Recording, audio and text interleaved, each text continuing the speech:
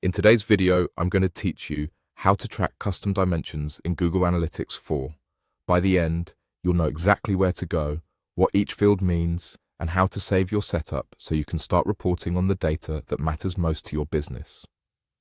First, open your Google Analytics account and make sure you're in the correct property where you want to create the custom dimension. If you manage multiple properties, double-check the property name at the top of the interface so you don't set this up in the wrong place. You'll also need the proper permissions, so ensure you have editor or administrator access before you begin. Next, click the Admin Settings icon. You'll find this gear icon at the bottom left of the screen. This is where all property level and account level configuration lives, so it's the hub for creating and managing your custom definitions in GA4. Inside Admin, click Data Display. This section gives you control over how your data is defined and presented in GA4 reports and explorations. It's the gateway to the area where you'll connect your incoming event parameters or user properties to friendly, reportable names. Now, click Custom Definitions and then choose Custom Dimensions.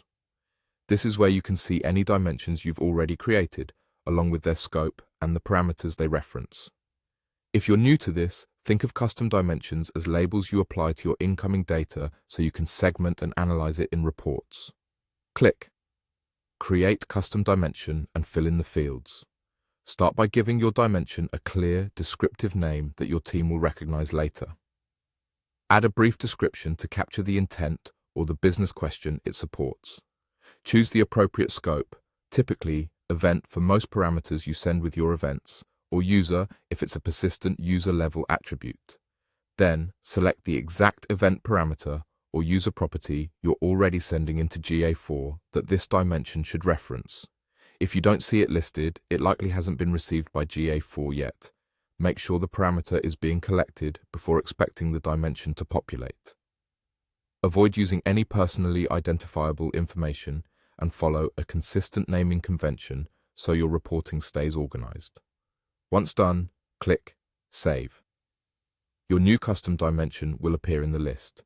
Keep in mind that data isn't retroactive. It will start populating from the moment you save it, and it can take some time before values show up in standard reports. After data begins flowing, you'll be able to use your custom dimension in explorations and filters to slice your analytics exactly the way you need.